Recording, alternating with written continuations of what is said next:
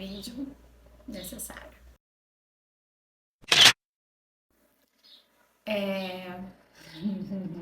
Como começar um vídeo assim, né? Mas é isso que vocês viram na descrição. Eu realmente vou ser avó. E aí, eu preciso contar pra vocês tudo. Como que essa história chegou até mim. Como que eu reagi. Ai, hoje eu já consigo falar tranquilo, mas você pode pensar e falar assim, não, mas o que tem de mais ser bom? Então vamos lá.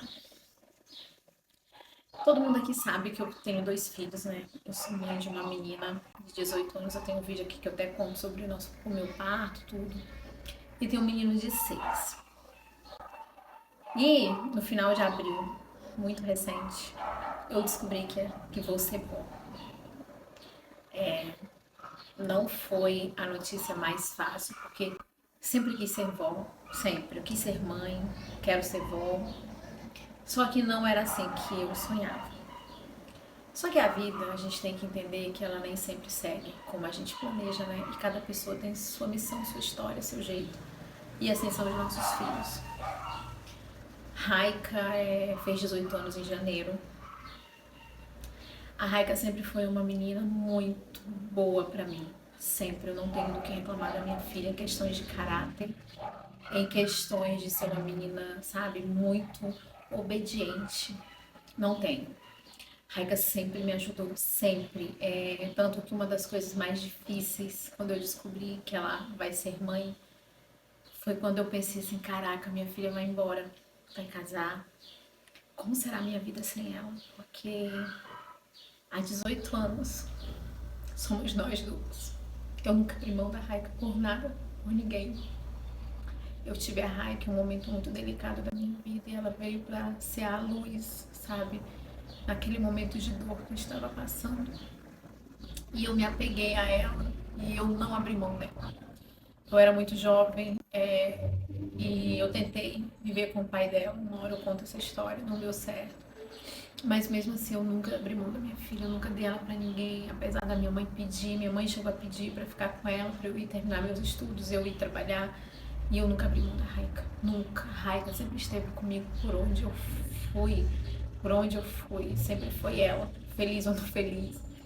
Então assim, eu tenho a Nega Morena fotografia, se não fosse a Raika. A Raika cuida do João desde quando o João tinha 4 meses, entendeu? E aí, não é fácil, a gente idealiza as coisas para os nossos filhos, né? Por mais que a gente saiba que os filhos, eles têm a história deles, eles têm a missão deles, eles têm o propósito deles, mas nós como pais, a gente quer o melhor para os nossos filhos, então a gente idealiza, e foi o que eu idealizei, assim. Raika fez 18 anos em janeiro, e aí eu falei assim, agora a Raika vai tirar a habilitação, ela vai conseguir um emprego. Ela passou de primeira na faculdade, gente. Ela ganhou a bolsa. Ela é bolsista do ProUni integral. Então eu tava super animada, que eu disse, agora minha filha, eu tô proporcionando para ela uma oportunidade dela ter um início de vida melhor do que eu tive, né? Porque eu sempre tive que correr muito atrás. Eu não tive apoio, sabe, de pai, de mãe, nesse sentido que eu falo, financeiro, sabe, Aí eu até falei assim, não, minha filha não precisa nem... Eu lembro que eu sentei com ela e falei, você nem precisa ficar pagando conta aqui em casa, não. Me dá o ticket de alimentação, o resto do dinheiro, você tira um tanto e guarda todo mês um tanto, que é pra você comprar seu carro, sei lá, comprar um lote. Mas, enfim, a gente planeja, mas Deus é que vem, né? E aí, eu sei que de um tempo pra cá, eu já vinha percebendo que a Raika tava engordando muito. Muito. De dezembro pra cá eu comecei a ver que ela tava engordando muito. E eu falava, Raika, bora fazer dieta, bora fechar a boca, tá engordando. E ela não me falava nada. E aí eu percebi também que ela não tava menstruando. Assim, eu não via. Eu tenho uma vida muito agitada, assim. Eu trabalho muito, eu trabalho todos os dias, eu saio cedo, chego quase à noite. Então, assim, chego, vou pra academia, tem igreja, então, assim, é muita coisa, sabe? E aí, eu já vinha, mãe, a gente tem uma rotina. Então a gente percebe as coisas. E aí eu já vinha de um tempo falando assim, Raika, eu não tô vendo tu menstruar. Tu comprou absorvente? Tu me pediu dinheiro para absorvente. Aí ela sempre dava uma desculpa. Não, mãe, comprei. Não, mãe, isso. E aí eu já vinha. E eu por várias vezes eu perguntei assim, se ela tava menstruando. E ela dizia que tava. Que tá. Que... Ela falava, aham, mãe. Aham. Não prolongava o assunto. Só que chegou um determinado momento que a minha intuição já estava muito forte. Eu lembro como se fosse hoje. Logo que passou o aniversário do João em abril, eu lembro que eu estava aqui em casa, uma sexta-feira ela já estava trabalhando e ela trabalha no shopping, né, de até 10 da noite. E aí eu lembro que eu falei assim pro meu esposo, que eu precisava comprar dinheiro pro meu absorvente, que minha menstruação estava para descer. E aí eu ainda falei assim, quer que eu te fale uma coisa? A Raika não tá menstruando. E aí, eu não sei, as mães elas sentem as coisas, né? E aí nesse mesmo dia de noite ela chegou em casa do trabalho e eu já vinha vindo ela num comportamento muito assim estranho. A Raika ela é uma pessoa muito na dela, muito na dela. Muito, ela é o oposto literalmente de mim. O que tem eu que falo muito, ela fala pouco. Eu falo alto, ela fala baixo. Eu gosto de bagunça, de sair de gente, ela não gosta. Então, assim, ela é totalmente o oposto. Só que de um tempo pra cá eu tava vendo ela muito aflita, muito angustiada. Eu lembro que até na sexta-feira, não, uns 2 dias antes desse dia que eu tô relatando, ela me mandou uma mensagem no trabalho e falou assim: mãe, eu vou ali no parque. Aí eu falei, de manhã. Aí eu falei, uai, Raika, vai fazer o quê? Uma caminhada? Ela, eu tô precisando pensar. Aí eu, tá bom. E aí, nessa sexta-feira que eu contei pra vocês, ela chegou do trabalho, eu tava aqui. Eu geralmente só durmo depois que ela chega. Ela chega umas 11 horas em casa. Aí eu tava sentada assistindo, aí ela chegou e falou assim: mãe, amanhã tem como a gente sair pra eu conversar um assunto com a senhora? Só eu e a senhora? Aí na hora eu já sabia. Eu falei assim: uai, tá bom. Mas eu já sabia que era isso. Só que, né, a gente sempre vai na esperança. E aí, sábado cedo, a gente tem o costume aqui em casa de finais de semana a gente tomar café na padaria. A gente gosta de ir pra padaria tomar café. Aí eu chamei ela pra ir. Eu falei, bora, te arruma, vamos na padaria. E aí ela foi. E aí quando a gente chegou lá, eu falei assim, bora, Rai, o que que é? Aí ela falou assim que tava grávida. Sério.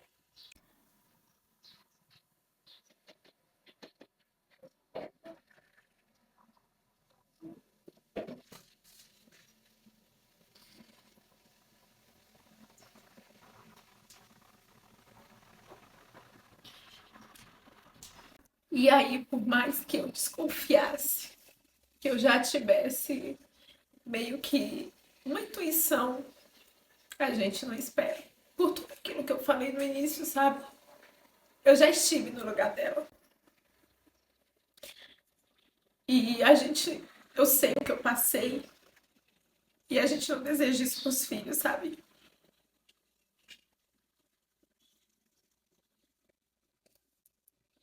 E aí, na hora, assim, eu perdi completamente a fome. E eu olhei pra ela e falei assim: desde quando tu sabe que tu tá grávida? E aí ela disse que tava com 5 meses. Que ela desconfiava que tava de 5 meses. Aí foi que minha raiva aumentou, sabe? Eu falei assim: como assim, Raika? 5 meses? Eu sei que aí eu não consegui falar mais nada. Eu tive que processar. Ainda processo. Já passou muito, assim, tem mais de um mês isso. Era um assunto que eu não conseguia falar. Eu passei uma semana, quando ela me contou tipo no domingo de manhã. Então, eu passei uma semana que eu trabalhei no automático, sabe? Eu fiquei muito indignada, assim. Eu chorei praticamente todos os dias, sabe? Não só pelo fato dela estar grávida, porque isso pode acontecer com qualquer uma. Pra você não engravidar, você não tem que ir. Mas pelo fato dela não ter confiado em mim, sabe? Eu criei a Raika permitindo a ela um nível de confiança. Quem me conhece sabe. Tanto que as pouquíssimas pessoas que eu conversei sobre isso, as pessoas não entendem por que ela escondeu. Eu sempre fui uma pessoa muito aberta com ela, né? Eu sempre fui muito de boa com ela.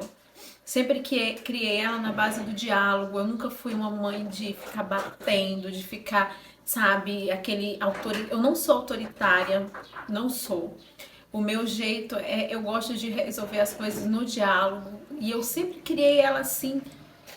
Tanto que tem pessoas que acham que eu sou até permissiva demais, sou boa demais, boazinha demais, mas.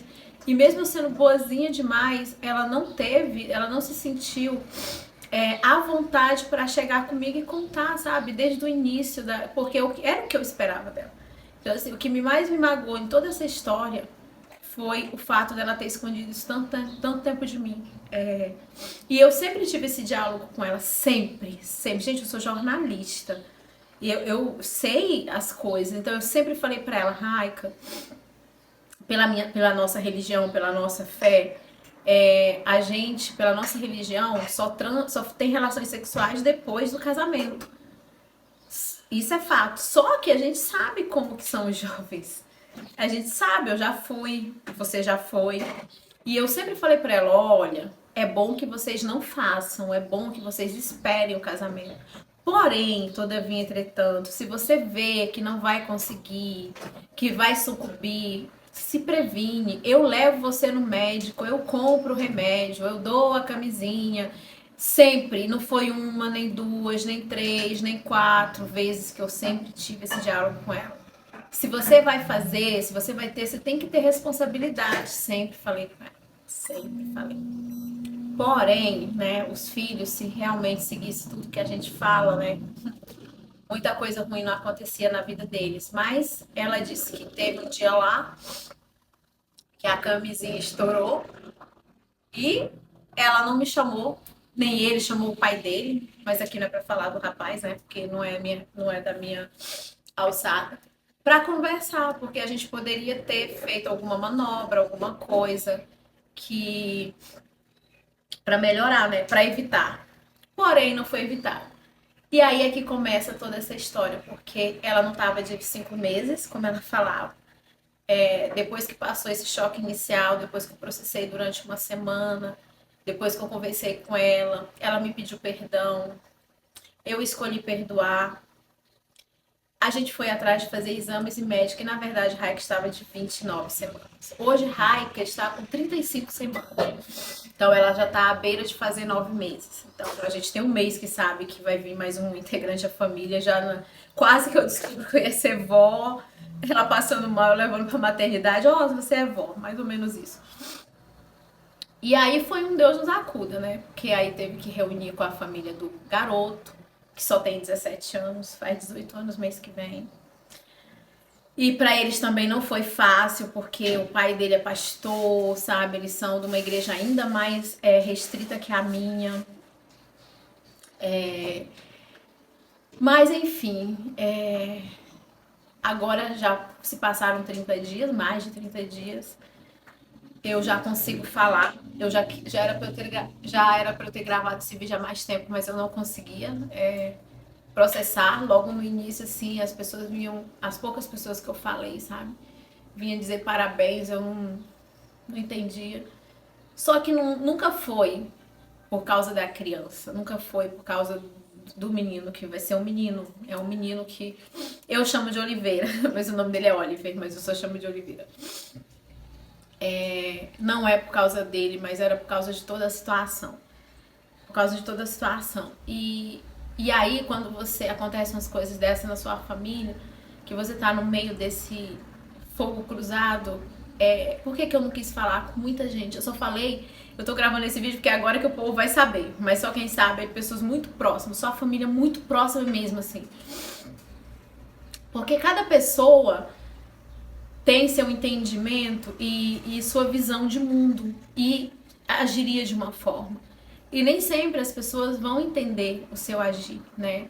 Então, eu tive pessoas que falou que eu tinha que jogar lá, obrigar a casar, outros eu dizer não, acolhe, é momento de acolher, é momento de ajudar, errou, um erro não justifica outro. E o que é que eu escolhi? Eu escolhi apoiar minha filha nesse momento. Ela errou feio, sabe? Ela errou feio. Só que cometer um outro erro em cima desse não vai resolver as coisas. Obrigá-la a casar não vai resolver as coisas. Casamento é coisa muito séria. Você tem que casar pelos motivos certos. Quando você casa achando que tá fazendo a coisa certa pelo motivo certo, ainda tem tantas chances de dar errado. Eu já estive nesse lugar, eu falo com propriedade de fato. No dia que eu descobri que eu estava grávida dela, que minha mãe soube, ela me expulsou de casa. Ela não me deu uma opção, ela não me deu outra opção a não ser ficar com o pai da minha filha, que era a única pessoa que me acolheu naquele momento. E aí, deu certo? Não deu. Entendeu? Talvez se ela tivesse tido outra atitude, não, minha filha, você errou, mas vem cá, vou te apoiar, vou te ajudar, a gente vai criar essa menina, tu vai continuar teus estudos, não precisa se envolver com quem, sabe? Mas não foi isso, né? E aí, eu não vou fazer da mesma forma. Diz eles que vão casar, mas eu reafirmo sempre pra ela. Case porque você quer casar com ele, porque você sabe que é com ele que você vai ficar, que você vai construir uma família, que vocês vão ficar juntos, porque gastar casamento não é fácil. Ter um divórcio nas costas não é uma boa coisa. Não é. São coisas que marcam sua vida e que trazem frutos que não são bons. Não são bons. Então, hoje a gente está aqui, né? Ela já está para parir, tá já indo para a reta final. Até ela descobrir que estava grávida, aliás, até ela contar pra gente que estava grávida, a gente quase nem via barriga. Não tinha um nada, um enjoo, nada. Depois que descobriu, quase toda semana tá na maternidade passando mal. E nessas horas, a mulher, só quem já teve filho sabe o quanto a gente fica, sabe, com a vida muito, sabe, é muito sensível. É muita mudança, é medo do novo, é medo do parto. Então, tudo que ela não precisa agora, foi igual meu pastor falou. Tudo que ela não precisa agora é de alguém apontando o dedo, é de alguém acusando, é de alguém. Porque ela já tá com todos os medos interior. Ontem mesmo ela já tava falando comigo sobre o parto. Ai meu Deus. Então, só quem já pariu, só quem já engravidou sabe como gestar é difícil, como gerar uma criança é dolorido. Não é fácil. E eu me coloquei no lugar de ajudá-la no que eu puder. Nunca vou tirar a responsabilidade dela, porque ela é a mãe, é ela que vai ter que amamentar. Vou ajudar como uma avó ajuda, mas não vou tirar a responsabilidade. Então ela já sabe que eu fez cocô é ela, entendeu? E é isso, gente.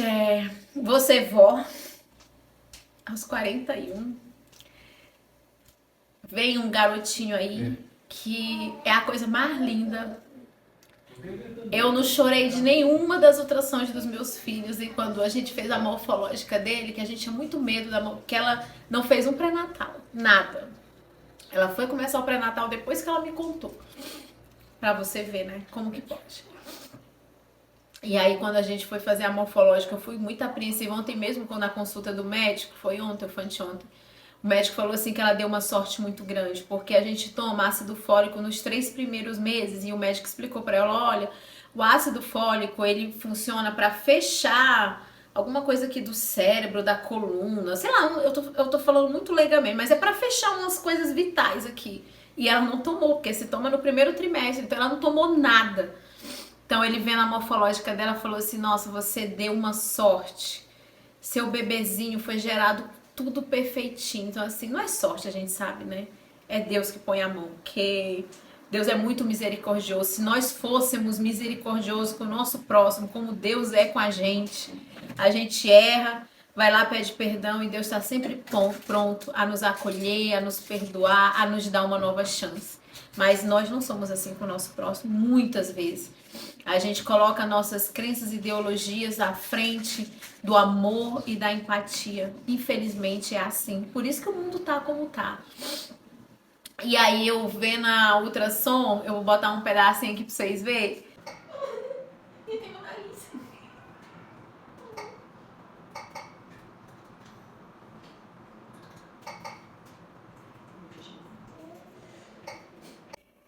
Cara, eu chorei, assim, sabe? Vendo como a perfeição de Deus, assim. Eu sou louca por criança, eu amo criança. Eu só tive 2 filhos porque eu não achei bom ficar grávida, eu achei muito difícil gestar.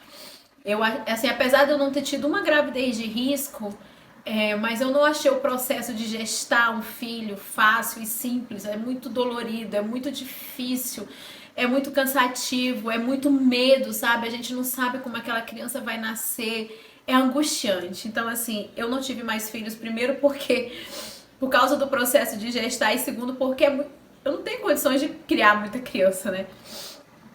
Mas eu achei a coisa mais linda. É lindo. E aí a gente fez aquela 4D que aparece ele direitinho. E é isso, gente. Esse vídeo era só para contar essa novidade, que em breve terá mais um membro na família. Mais um, minha geração crescendo, né? Meu primeiro neto, que veio de surpresa, que se me perguntasse no Natal se eu imaginava que seria avó esse ano, nossa, nunca passou pela minha cabeça, mas a vida é assim, né? A palavra de Deus mesmo fala que o coração do homem faz planos, mas a resposta vem da boca de Deus. Então, assim, muitas vezes a gente planeja planeja as coisas, mas não é, às vezes não é como a gente planeja e a gente nunca sabe o porquê das coisas, o porquê Deus permite acontecer algumas coisas. E só lá na frente a gente vai entender, entendeu? Então eu acredito que o Oliver, né, o Oliveira tem uma missão aqui nessa terra. Ele tem uma grande missão. Deus tem um grande propósito através da vida dele. E que lá na frente a gente vai descobrir o que é. E é isso, gente. Eu me emociono ainda. Me emociono. Porque tudo isso, toda essa novidade, por um lado, a gente fica feliz pela uma criança, mas o desenrolar da história é muito dolorido, sabe? Muito dolorido mesmo, assim. Não é fácil. Gerenciar a crise em si, toda crise não é fácil. E comprar uma briga não é fácil, sabe? Mas é isso.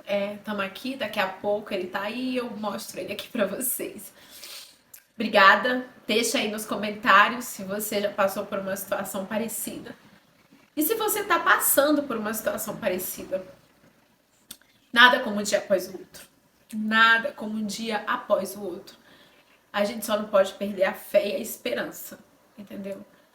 Porque tudo se ajeita com o tempo. Com o tempo tudo se encaminha. E o que é pra ficar, fica. E o que não é pra ficar, não fica. E tudo se ajeita. A mais importante é a gente nunca perder a fé.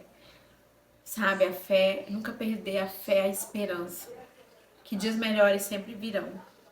E é isso. Fiquem com Deus e até o próximo vídeo.